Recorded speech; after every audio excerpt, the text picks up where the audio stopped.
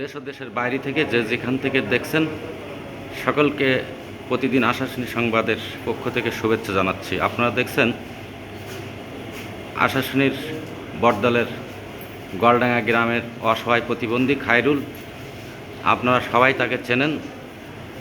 সরকার তার নামে বটদলের আদর্শ গ্রামে একটি সরকারি ঘর বরাদ্দ দেয় এবং দলিলও তার নামে রেজিস্ট্রি হয়েছে, কিন্তু সেই ঘরটিতে সে বসবাস করতে পারছেন না।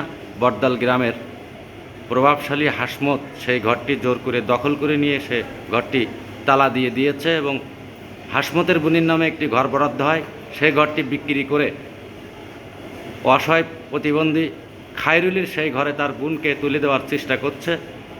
খায়রুল তার ঘরটি ফিরে পাওয়ার জন্য পথে প্রান্তরে ঘুরে বেড়াচ্ছে। আমরা এই অসহায় খায়রুলের পক্ষ থেকে প্রতিদিন আশাশুনির সংবাদের পক্ষ থেকে মাননীয় জেলা প্রশাসক, জেলা পুলিশ সুপার, উপজেলা নির্বাহী অফিসার এবং আশাশুনি থানা অফিসার ইনচার্জ সহ সংশ্লিষ্ট সকলের আশু হস্তক্ষেপ কামনা করছি এবং কিভাবে এই ঘরটি দখল হলো সেই অসহায় প্রতিবন্ধী খায়রুলের সাথে আমরা কথা বলছি। তিনি জানাবেন, আপনারা সেটি শুনবেন। আমার নাম মোহাম্মদ খালিদ ইসলাম, 5 নম্বর বটদল ইউনিয়ন আবাসন প্রকল্প। আমার একটি ঘর আছে, সেই ঘরটি আত্মদানকে লোকটা দখল করে নিয়েছে, কিন্তু তার ওখানে তার বন্ধু একটি ঘর আছে, সেই ঘরটি বিক্রি করে দিয়ে আমার ঘর দখল করে নিয়েছে, কিন্তু আমি সেই ঘরে যেতে চাচ্ছি, যেতে যাচ্ছে না।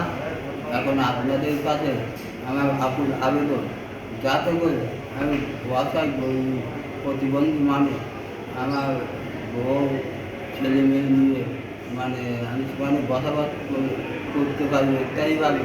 তার জন্য প্রশাসন সহ সকলের কাছে আমার আকুল আবেদন, যাতে করে আমার ঘরটায় ঠিকানা উঠে শান্তিভাবে বসবাস।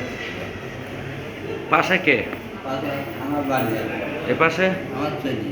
আপনার ছেলে।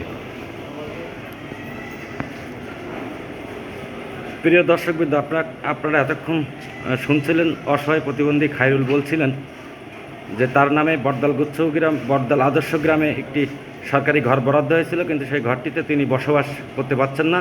বটদল গ্রামের হাসমত সেই ঘরটি জোর করে দখল করে নিয়ে তালা দিয়ে দিয়েছে। তাই তিনি এতক্ষণ সেই বিষয়টি বলছিলেন।